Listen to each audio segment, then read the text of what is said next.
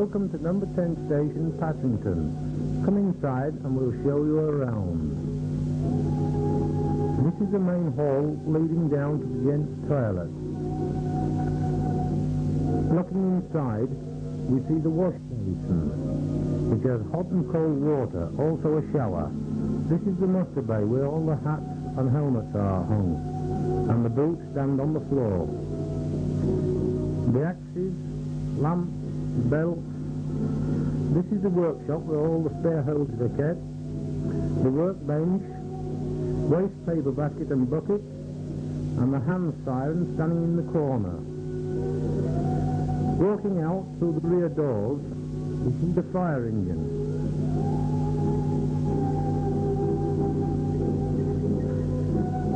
This is a Carmichael body on a Comet chassis. When fully laden, it weighs approximately 7 tons.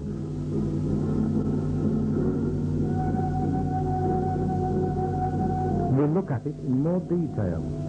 This is the driver's cab, showing the steering wheel, the handbrake and the other instruments. The cruise department, showing the BA set.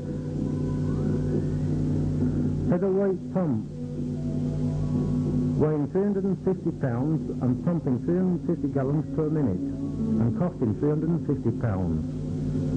The main side locker showing the hoses, standpipe and keys. The hose reel locker, which is used on chimney fires mostly. Showing the full view with all the doors open. And the apex ladder on the top. This is the passenger side where the sub-officer rides, going to a call with the radio just behind. The cruise department again with the BA set. The featherweight pump again. This is the bottom locker showing the foam canisters. The near side locker showing the hoses, standpipes and suction baskets. The near side hose reel. A full view again with all the doors open on the near side.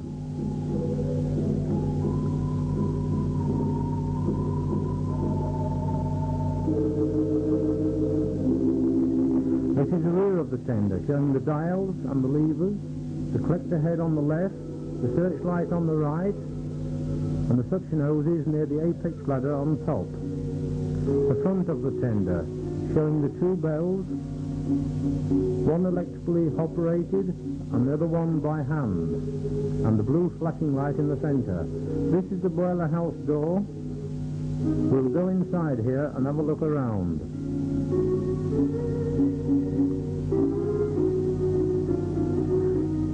This is the oil-fed boiler.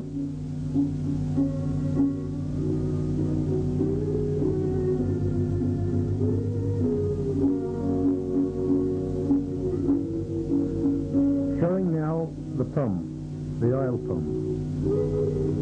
The cold water tanks. All the blue pipes are the cold water pipes.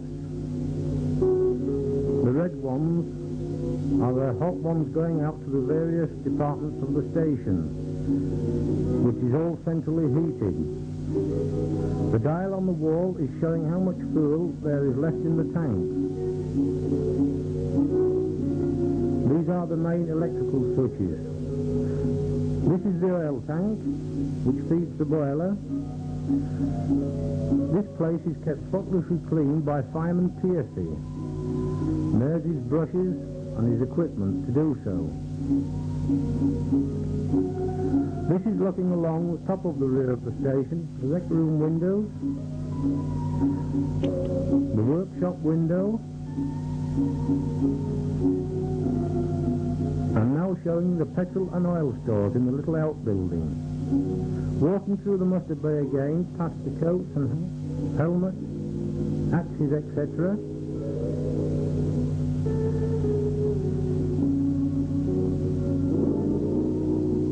We're going to the main hall. This is the ladies' toilet door. We just see the wash basin compartment in the station. This is the map on the wall, the black line there showing the area which Patrington cover. This is the complicated DX system, which is run from Beverley when a 99 call is received there, or by the button being pressed in the window box outside.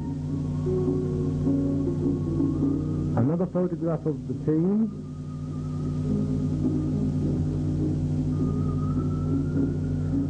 Those are the switches for the sirens, the main clock on the wall,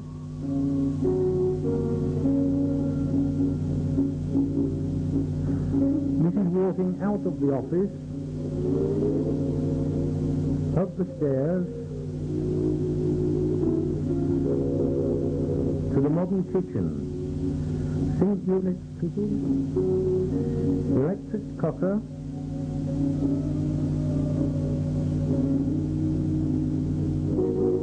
and stores cupboards. Each man has a month on duty in here. He makes a cup of tea on practice night.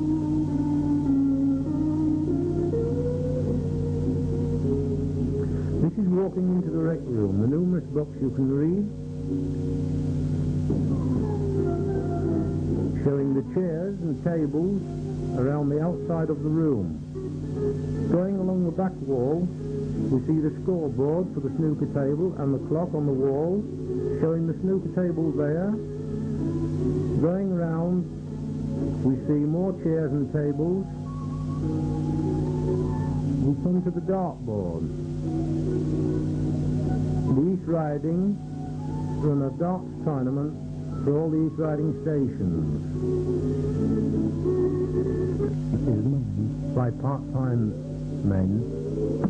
We will show you a few of them at their normal jobs. This is leading fireman Jackson from Messrs. Wilson, the pearl merchant in the village.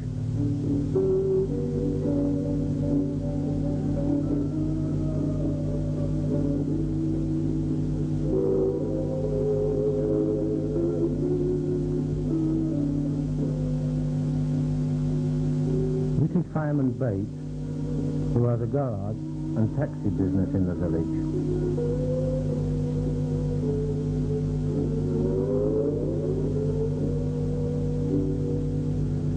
leading fireman Hall, who owns the local cobbler's shop and has been in the fire service for some time now. If there was a fire call now, all these fellows would down tools and away to the station they would go.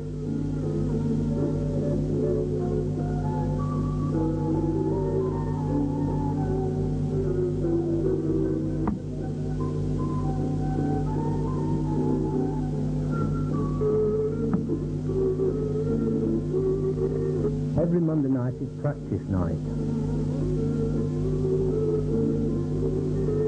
This is Fireman Piercy, just relaxing at home, waiting for the time to go down to the station.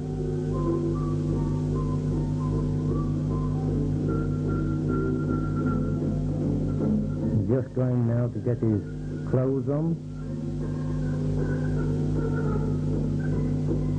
and away on his cycle he will go.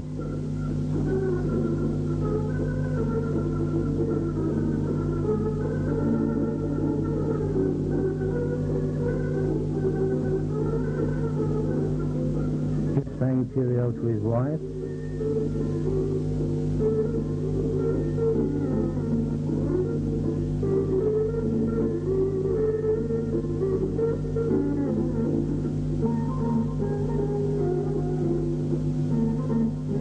Arriving at the station, he will go straight into the main office to book on.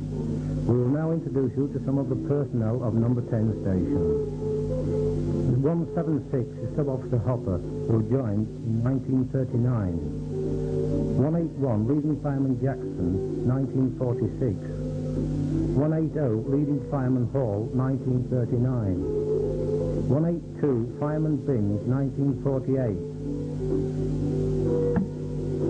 183, Fireman Hodgson, 1949. 179, Fireman Grundy, 1951. 177, Fireman Piercy, 1952. 175, Fireman Rippard, 1955. 178, Fireman Thompson, 1956. 185, Fireman Bates, 1956. 184, Fireman Grimbleby, 1960. 186, Fireman Metcalf, 1965.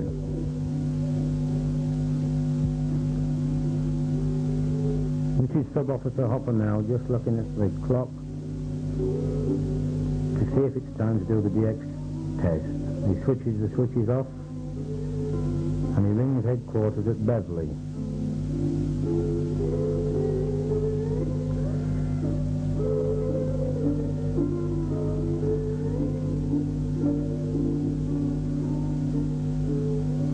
When he gets them, he tells them that Station 10 is ready for DX test. He goes across now to wait for the bells to ring.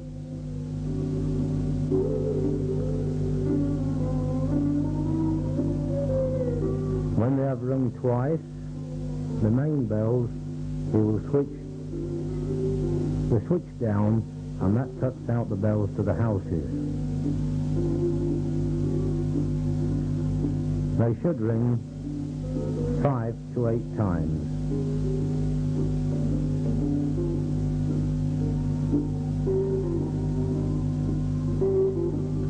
And then he'll pick the telephone up and tell Beverley that the test was okay,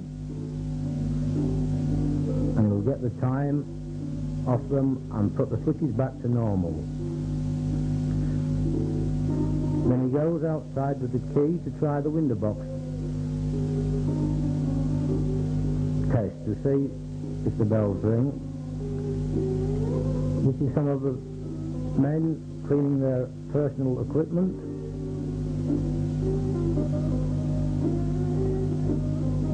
Fireman Benz sweeping out the tender.